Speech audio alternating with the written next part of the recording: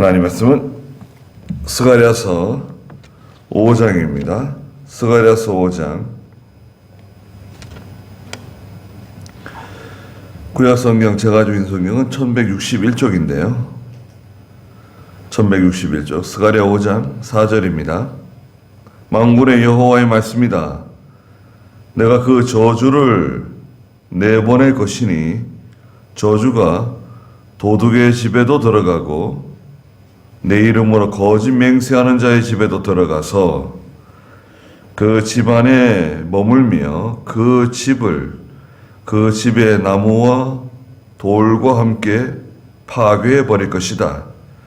내게 말하던 천사가 나와 나에게 말하기를 너의 눈을 들어 나오고 있는 이것이 무엇인지 보아라 하므로 내가 묻기를 그것이 무엇입니까? 하니 그 전사가 말하기를 나오는 이것은 에바이다 하고 또 말하기를 이것은 온 땅에 있는 그들의 모양이다 라고 하였다 그랬습니다.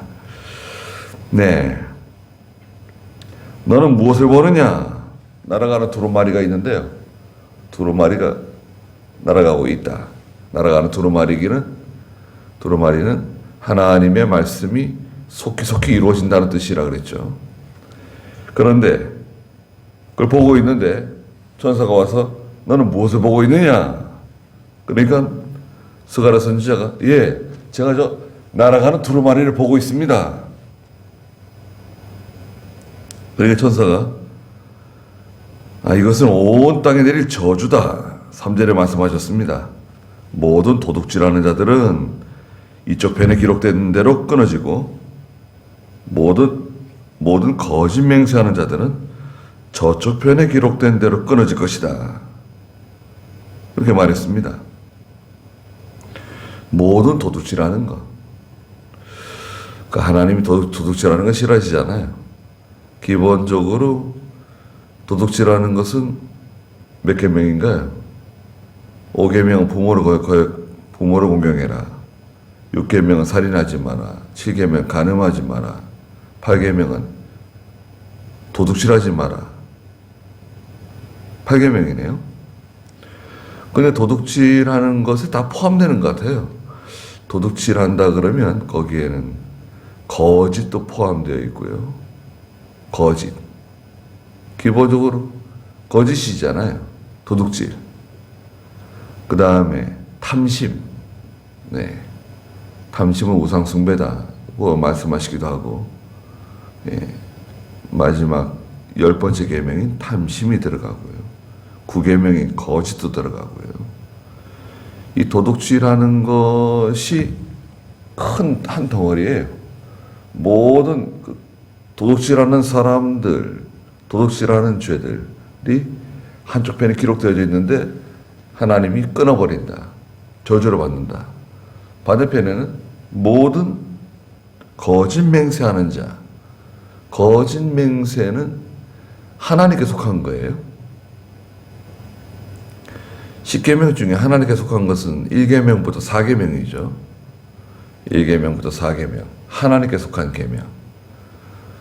나 왜 다른 신을 섬기지 말라고 했는데 왜 다른 신을 섬기느냐? 어떤 사람이나 공중의 새나 짐승이나 어떤 형상을 만들지도 말고 거기에 절하지 말라 그러는데 왜 그걸 만들고 거기에 절하느냐? 하나님의 이름을 망령되이 일컫지 말라고 말했는데 왜 하나님의 이름을 함부로 여기저기 갖다 붙이고 하나님의 이름을 맹세하고 또 제4계명 하나님의 날을 안식일을 거룩하게 지키라 그랬는데 겉으로는 거룩하게 지킨다고 해놓고 왜 네 마음대로 하나님 앞에서 잘못하느냐? 거짓 맹세는 1계명부터 4계명에 속하는 거예요. 하나님께 속하는 죄다 말이죠. 그래서 오늘 4절에 만군의 여호와의 말씀이다. 내가 그 저주를 내보낼 것이니 하나님의 저주가 나가는데요. 하나님에게서부터 복도 나가고 하나님에게서부터 저주도 나갑니다. 저주는 마귀가 하는 거 아니냐? 아니에요. 하나님이 허락하지 않으면 마귀는 아무것도 할 수 없어요. 자, 그 점을 분명히 해야 됩니다. 하나님께서 허락하지 않으시면 마귀는 우리에게 또 어떤 일에든지 아무것도 할 수 없어요. 그것도 하나님이 허락하시기 때문에 하는 겁니다. 욥기서 1장에서는 하나님께서 허락하셨기 때문에 마귀가 욥을 물질적으로도 시험하고 인정적으로도 시험하고 또 그 몸에 질병이 들어서 시험했죠. 하나님이 허락하신 거예요. 하나님께서 허락하지 않으시면 우리에게는 아무 일도 일어나지 않습니다. 네. 좋은 일도 일어나지 않고 안 좋은 일도 일어나지 않고 하나님 허락하시지 않으면 그 일이 일어나지 않아요. 특별히 성도에게 일어나는 일, 교회에 일어나는 일, 이거는 우연이 되는 건 전혀 없습니다. 하나님이 말하자면 하나님께서 결지하지 않은 일은 우리에게 결단코 일어나는 일이 없다. 그러면 그 인과관계, 이것도 하나님께서 허락하신 일이다. 하나님께서 회개하라 그러시는가 보다. 또 하나님께서 도와주려고 그러시는가 보다. 여러 가지 우리가 느낌이 오잖아요. 자, 내가 그 저주를 내보내는데 저주가 그 도둑의 집에도 들어가고, 모든 도둑질하는 사람들의 그 일들이 다 기록되어져 있는데 그 도둑질하는 집에 하나님의 저주가 들어가고 또 모든 거짓 맹세, 내 이름으로 거짓 맹세하는 자의 집에도 들어가서 그 집안에 머물며 그 집의 나무와 돌과 함께 모두 다 파괴해버린다는 것입니다. 하나님의 저주가 어디에 들어갑니까? 그 집에 들어간다는 거예요. 집에. 모든 내 이름으로 맹세하는 그 거짓 맹세하는 사람의 집에 들어가서 그걸 다 파괴시킨다는 거예요. 집은 어떤 개인의 어떤 그 집일 수도 있죠. 집이기도 하지만 이 집은 인간의 수고, 인간의 노력의 결정체예요. 집을 짓는다는 것은 모든 수고의 결정체라고요. 개인이 노력해가지고 하는 일들 있잖아요. 그 집을 짓는 거예요. 어떤 사업이든 공부든 또 결혼이든 개인이 또 가족이 또 사람들이 모여서 수고하는 거 있죠. 국가도 마찬가지입니다. 국가도 집을 짓는 거예요. 우리 이건희 씨가 세상을 떠났는데 그 삼성이라고 하는 집을 새롭게 지은 거죠.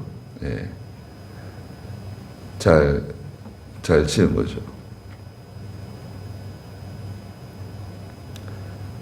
좀 좋은 사람들은 하나씩 다 세상 떠나고 참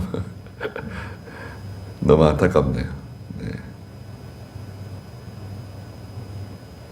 뭐 잘못한 것도 있지만 여하튼 그 집을 짓는다고 하는 것은 어떤 그 모든 수고, 모든 노력의 결정체다.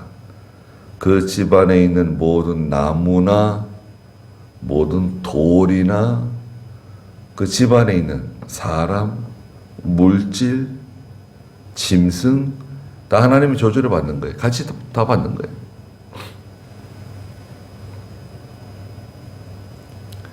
그러니까요, 하나님께서 손대면은 한 집안에 기둥불이 뽑히는 건 아무것도 아닙니다. 그 사람 개인만 하나님께 저주를 받는 게 아니라 그 사람의 가족, 자녀, 형제, 친구, 사업, 물질, 그 연관된 사람들까지 다 영향을 받아요. 기둥불이 뽑히는 거예요. 복삭 주저앉는 겁니다. 국가도 마찬가지죠. 국가도 하나님께 징계를 받으면 다 안 되는 거예요.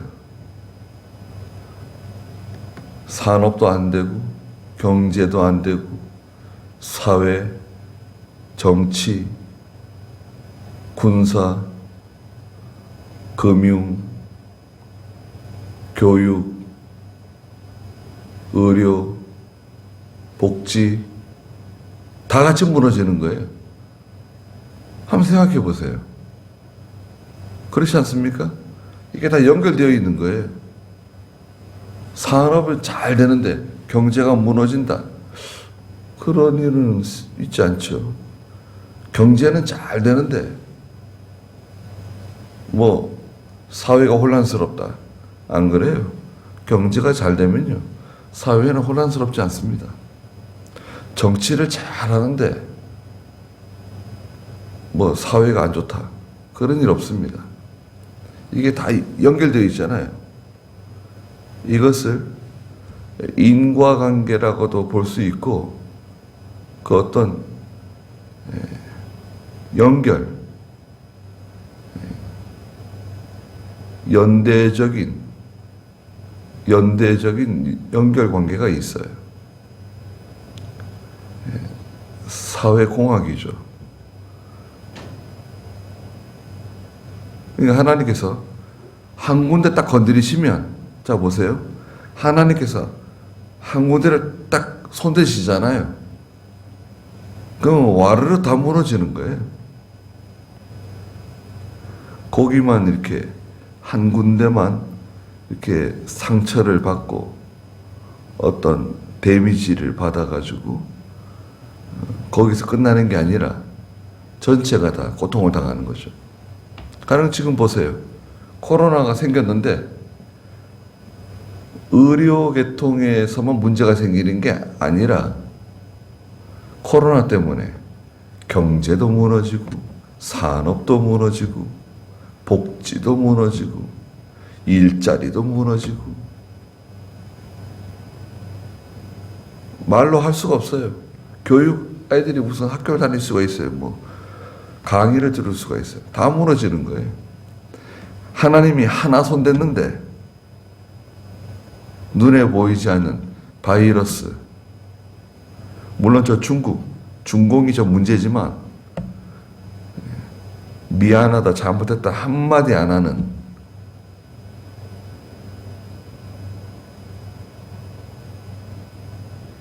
저런 사람들을 이웃으로 두고 있다고 하는 게 참, 우리도 뭐 별 볼 일 없는 사람들이지만 공산주의자들하고 손을 잡으려고 그러고, 공산주의자는 한마디로 거짓말장입니다. 처음부터 끝까지 거짓말이에요. 하여튼 거짓말 하는 거 들어오면은 개인이든 가정이든 교회든 다 망하는 겁니다. 거짓말 들어와 보세요.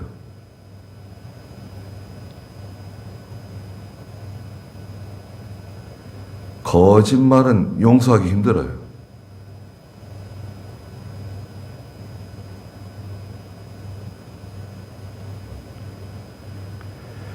자, 내게 말하던 천사가 나와 나에게 말하기를, 5절에 다시 천사가 스가랴 선지자에게 말합니다. 너의 눈을 들어 저 나오고 있는 이것이 무엇인지 봐라. 뭐가 나오고 있는데요. 저기서 뭐가 나오고 있는데 자세히 보라는 거예요. 뭐가 나오느냐? 그러니까 그 천사가 말하기를 나오는 이것은 내가 묻기를 그것이 무엇입니까? 6절에 물었죠. 그랬더니 천사가 뭐라 그럽니까? 나오는 이것은 에바다. 에바라 그랬어요. 에바는 그 곡식을 이렇게 그 측량하는 단위예요. 어떤 그릇입니다. 자루 같은 거예요. 에바를 가지고 그 부피를 측량하는 겁니다. 액체, 기름이나 꿀이나 뭐 이런 액체는 흰이죠, 흰이고, 에바는 이 곡식, 우리나라로 말하면 말통이나 또 소도 있잖아요. 대두 말통, 또 작은 거 있잖아요. 그걸 뭐라 그러죠? 네모난 걸 뭐라는 거야? 예? 갑자기 생각이 안 나네. 그걸 대두라 그러죠. 대두. 예, 말통 같은 거예요. 근데 얼마나 들어가냐면 22리터 정도 들어가요. 22리터. 22리터니까 우리 그 기름통 큰 거 있잖아요. 흰 거. 거기 한 20리터, 22리터 들어가거든요. 그 정도의 그 질량이 들어가는 그런 통이에요, 에바가. 그런데 그 에바의 뚜껑이 덮여 있어요. 뚜껑은 납이에요, 납. 에바다 하고 또 말하기를 이것은 온 땅에 있는 그들의 모양이다. 이게 온 땅에 있다는 거예요. 이 에바가 모든 곳에 다 있다는 거예요. 그들의 모양이라는 거예요. 어떤 그릇인데요, 그릇. 하나님의 저주를 받은 그릇이에요. 죄악을 담은 그릇이에요. 요한계시록 17장 이제 1절, 2절에 가면 드디어 대접재앙이 나오죠. 대접재앙. 7 대접이 나옵니다. 거기에는 첫 번째 대접, 두 번째 대접, 세 번째, 네 번째, 5번, 6번째, 7번째 대접까지 가잖아요. 그 대접은 하나님의 진노를 담은 대접이죠. 하나님께서 죄악에 대한 하나님의 진노를 담은 대접이 나옵니다. 그 에바 속을 들여다보니까요. 7절에 보면은 그런데 납뚜껑이 들리자 에바 안에는 한 여자가 앉아 있었다. 뚜껑은 납이에요. 뚜껑은 납으로 만들어져 가지고요. 묵직한 납이 딱 누르고 있는 거예요. 그리고 그 속에 보니까 한 여자가 거기 앉아 있어요. 아니, 왜 여자가 여기 앉아 있느냐? 8절에 보니까 천사가 말하기를 이 여자는 죄악이라는 거예요. 죄가 그 에바 속에 들어있는데 이 여자는 하나님 앞에 범죄한 유다 백성들을 가르쳐요. 하나님께 범죄한 유다 백성이 이 에바 속에 들어있는 거예요. 에바는 여러 가지를 상징한다고 볼 수 있어요. 죄악을 담고 있는 그릇인데요. 어떻게 보면 이것은 욕심의 그릇입니다. 욕심은 다 죄를 담아요. 그 항아리 속에 다 죄를 품고 있는 겁니다. 욕심이 들어오면 어떤 죄를 짓게 돼 있어요. 뭐 별것 아니다 생각할 수 있지만 욕심이 들어오잖아요. 그럼 죄가 이제 세력을 얻고 힘을 얻습니다. 욕심이 뭐냐? 욕심은 우리가 알다시피 이 육체죠, 육체. 육체 속에 있는 무력과 정욕과 사욕. 하나님께로부터 온 것이 아니라 너희 속에서 나온 거다. 그러셨죠? 그리고 이 욕심은 특별히 하나님이 허락하지 않는데, 성경에 맞지 않는데, 성경적으로 볼 때 이건 틀리는 거예요. 기도해 봐도 하나님이 허락하시는 것 같지가 않아. 그런데 기어이 그것을 하려고 하는 거 있잖아요.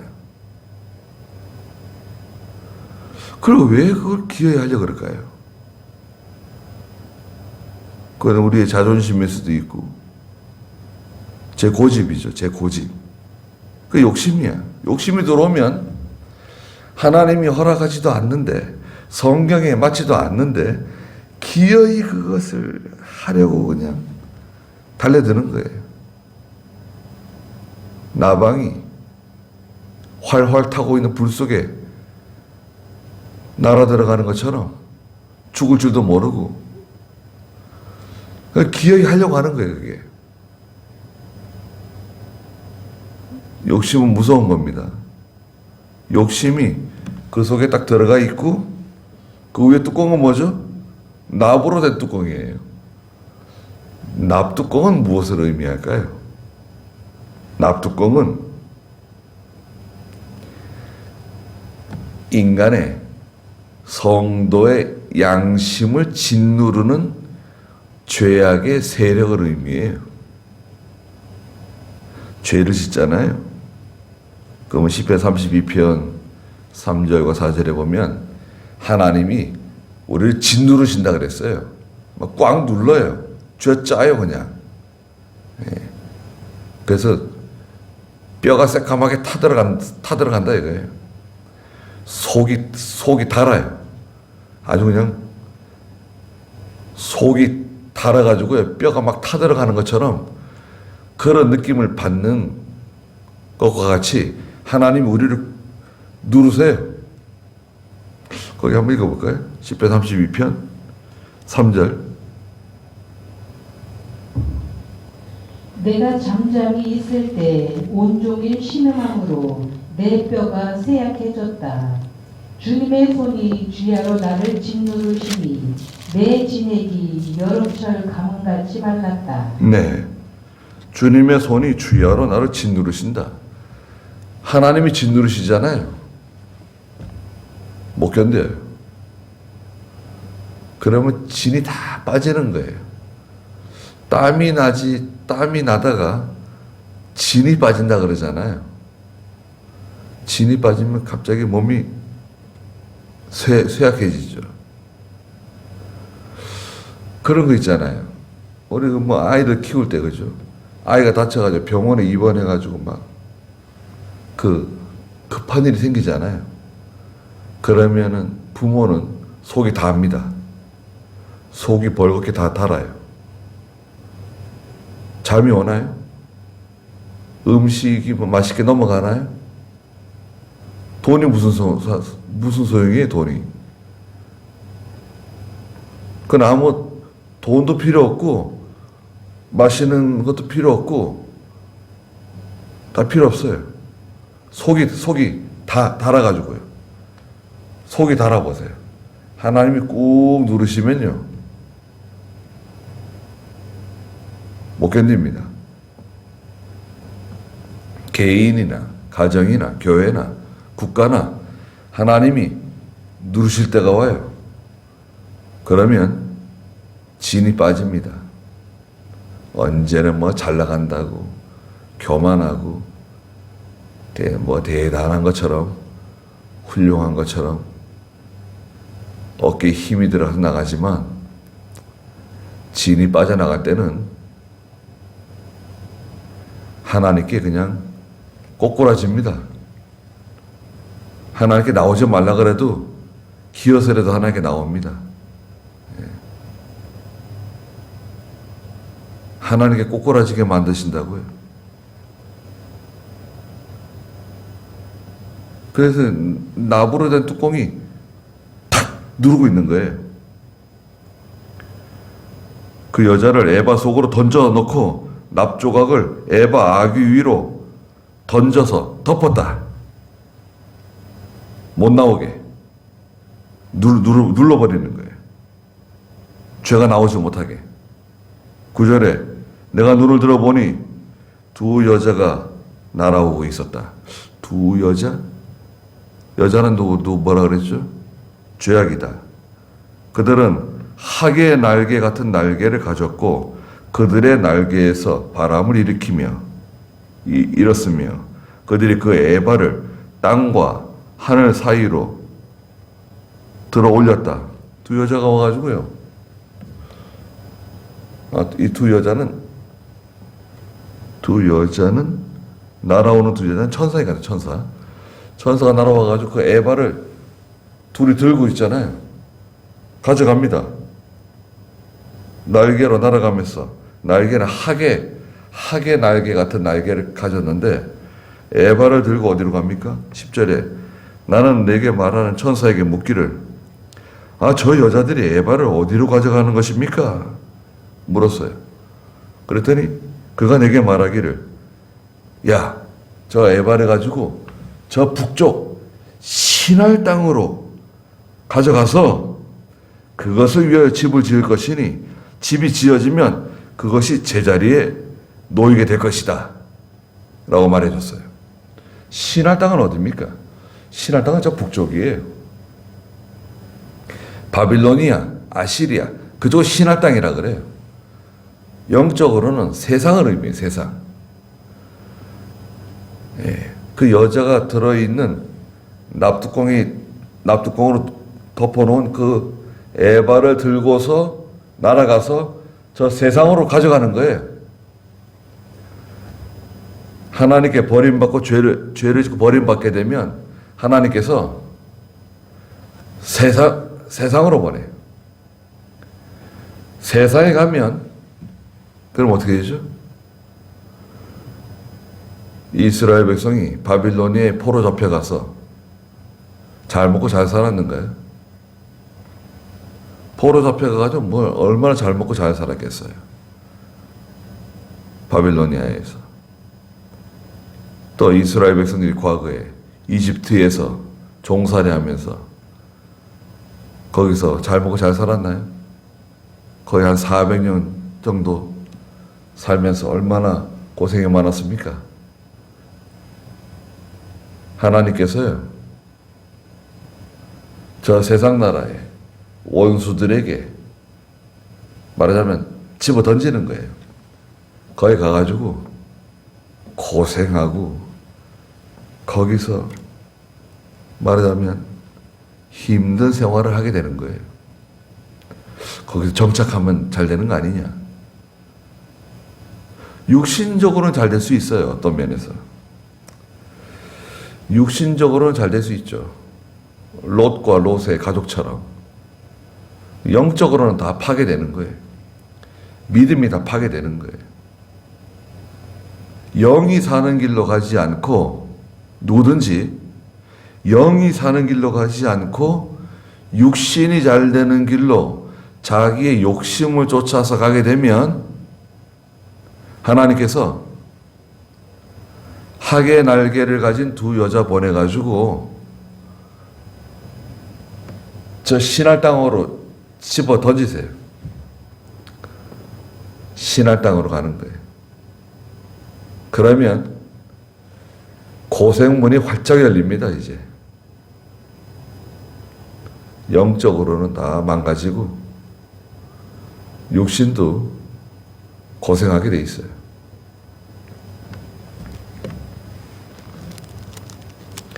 에바 속에 있는 여자는 죄악을 상징한다. 그랬습니다. 기도하겠습니다. 거룩하신 하나님, 저희는 다 저희 속에 하나님께서 미워하시는 죄가 다 있고 또 욕심이 다 있고 게으름과 나태함, 시기, 질투, 원망, 불평, 싸움과 다툼이 우리 속에 있는데 이것 때문에 저희가 제대로 믿음이 자라나지 못하고 하나님께서 기뻐하시는 일을 제대로 감당하지 못하는 불쌍한 사람들입니다. 거룩하신 하나님, 하나님께서 진노하시는 모든 도둑질하는 것을 징계하시고 모든 거짓 맹세하는 것을 징계하셔서 진노를 쏟으신다고 말씀하시고 그 여자를 담은 에바를 납뚜껑으로 덮어서 신할 땅으로 가져다가 거기서 하나님의 징계를 받도록 한다고 말씀하셨습니다. 저희가 그런 가운데 빠지지 않도록 저희들을 불쌍히 여겨 주시옵소서. 오늘도 귀한 하루 주셨사오니 하나님께서 함께 해주시고 또 저희들을 보호하여 주시옵소서. 예수님의 이름으로 기도드리옵나이다. 아멘. 네. 자, 이렇게 기도하다가 돌아가도록 하겠습니다.